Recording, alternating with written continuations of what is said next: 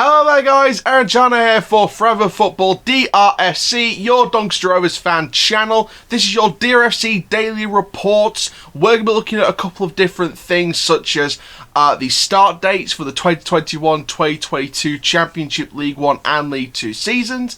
We're also going to be looking at Matt Smith publicly commenting on his partnership with John Bostock and how great it is. And also, obviously, don't forget tonight we've got the crew review, so stay tuned for that.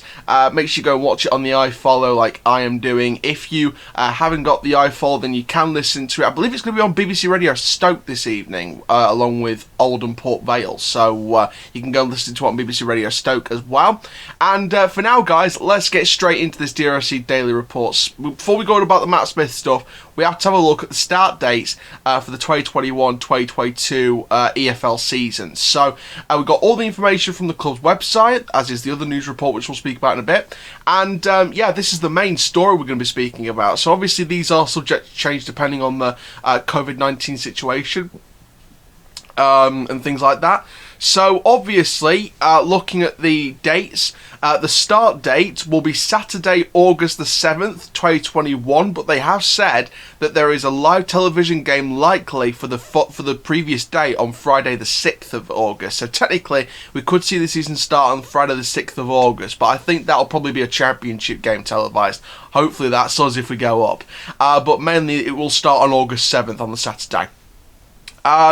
So obviously Carabao Cup Round 1 will begin on the week commencing August the 9th, 2021. The Carabao Cup Final will be on the February 27th, 2022. The Papa John's Trophy Round 1 week commences August 30th. And Papa John's Trophy Final is the 9th of April, 2022. In the regular season, the final weekend of League 1 will be the weekend of April the 30th, 2022. And League 2 and the Championship will finalise on the weekend of May 7th and 8th, 2022. So very usual start and end dates and finals, etc. It's looking very much like the usual start and end dates, the August to May. Obviously the playoffs, the League 1 playoff final is scheduled for May 21st, 2022. The League 2 playoff final is May the 28th, 2022. And the Championship playoff final is May 29th, 2022. So it's very, very interesting dates from the club with that one. So yeah, those are your start dates and end dates and all dates for finals in the EFL season. Obviously League 1 and 2 will compete in the Papa John's Trophy. Obviously it will be the under-23 squads from the Premier League and the Championship involved as well.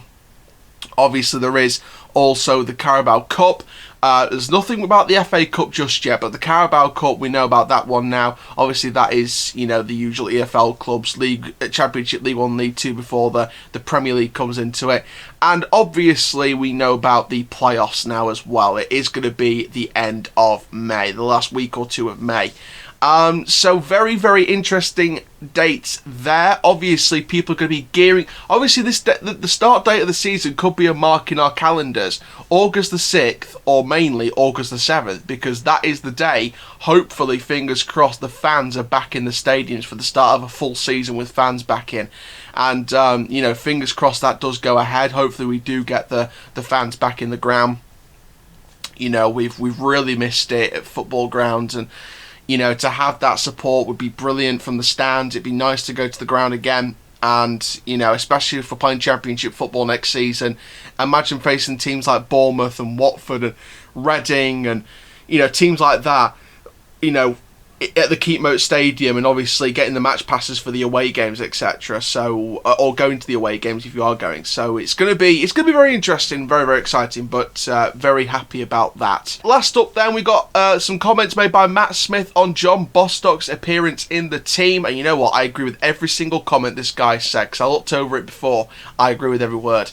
So Matt Smith has started the past 3 games alongside the January recruit John Bostock.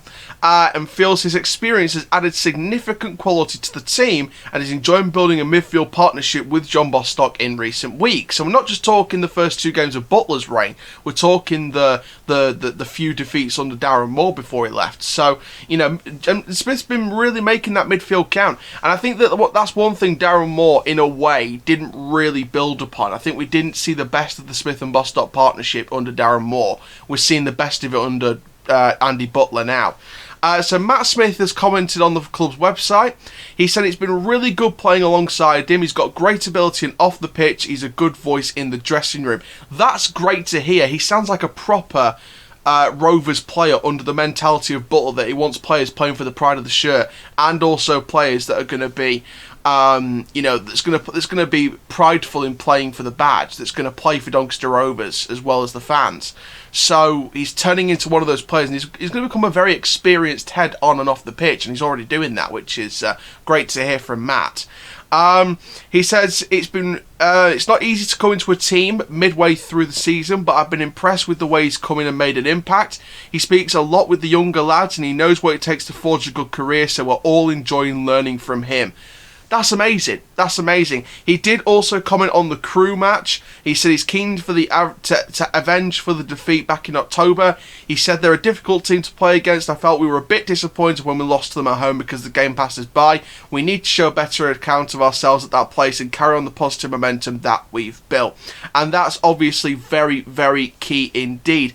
Doncaster Rovers Club website did actually put up their preview of the Alexandra game. Obviously, there's a bit of a debate as to who's going to be up front tonight for Crewe. Obviously, there's debates over the likes of Chris Porter, Mikael Mandron. Is Charlie Kirk going to get a chance up front?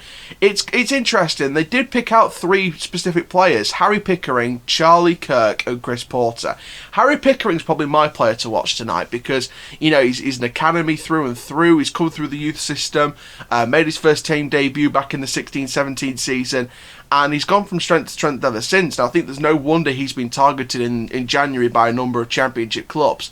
So overall, there's no doubt why he's a top player. And Crewe puts through some really good players. Obviously, Pickering's one of them. Charlie Kirk's going to be another one.